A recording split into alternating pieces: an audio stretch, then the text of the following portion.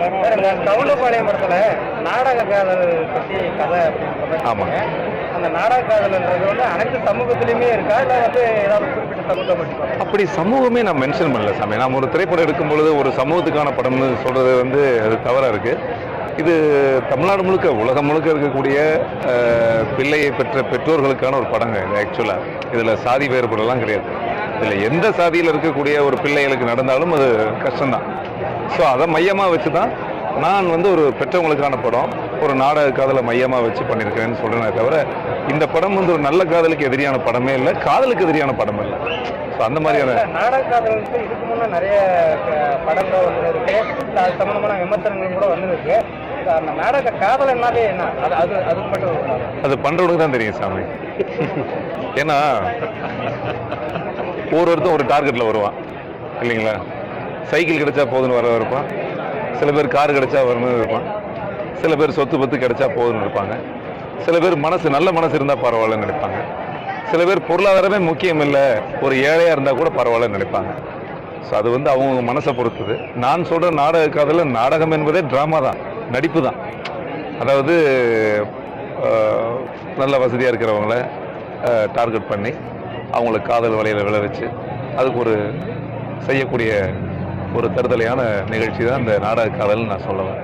இப்போ தமிழக அரசுக்கு கர்நாடகத்திலேருந்து தண்ணீர் திறந்து விடுற மாதிரி இந்த கதை. எப்படின்னா பசி இருக்கும் போதெல்லாம் கேட்டால் யாரும் தரமாட்டாங்க. அங்கே மழை தண்ணி நிறையா வந்து அடித்து காலி பண்ணுறப்ப தானாக வெளியே அனுப்புகிறாங்க இல்லையா? ஸோ அந்த மாதிரி தான் இந்த பேரிடர் உதவிகள் ஆபத்து காலங்களில் நம்ம தூத்துக்குடி மாவட்டம் இப்போ சென்னையில் வந்தக்கூடிய புயல் எல்லா வருஷம் கடந்த 10 ஆண்டு காலங்கள் நீங்கள் பாருங்கள், எல்லா வருஷமும் நம்ம சென்னையிலையும் சரி தமிழ்நாட்டிலையும் சரி பல படங்கள் பாதிக்கப்படும். இப்போ தூத்துக்குடியெலாம் ரொம்ப கடுமையாக பாதிக்கப்பட்டது, நம்ம ஊரில் சென்னை ரொம்ப பாதிக்கப்பட்டது. இந்த கடுமையான பேரிடர்கள் இப்போது கேரளாவில் யோசிக்க முடியாது, வயநாட்டில் ஒரு கிராமமே இல்லை, பல மக்களே இல்லாமல் போயிட்டான். இன்னைக்கு தூங்கி எந்திரிச்சோன்னா அவங்களுடைய நிலையே என்னன்னு தெரியல. ஸோ இந்த மாதிரி இயற்பேரிடர் ஒரு பக்கம், இன்னொன்று அந்த மாதிரி இடங்கள் இருக்கக்கூடிய வனவிலங்குகளுடைய பாதுகாப்பு அதை விட கேள்விக்குறி. நம்ம அதையும் யோசிக்கணும். தெருப்பு தர்றாங்க பாத்தீங்களா, இது வரைக்கும் துணி போட்டு ஆடுறாங்க பாத்தீங்கல்ல, பணம் சம்பாதிக்கிறது கரகாட்டம் ஆடுறாங்க பாத்தீங்களா, இது மாதிரிலாம் யாராவது நிறுத்துறாங்களா பாத்தீங்களா? யூடியூப்ல எவ்வளவு அநியாயம். ஒருத்தங்க என்னங்க வள்ளிக்குமின்றீங்க, எங்கேயாவது உடம்பு தெரியுதான்னு பாரு. எங்க பொண்ணு ஆடும்போது எவ்வளவு கலாச்சாரம், பூமியில செருப்பு போட்டு ஆடுனா பூமிக்கு வலிக்குன்னு செருப்பையே கழட்டிட்டு ஆடுற ஜாதி தான் நாங்க.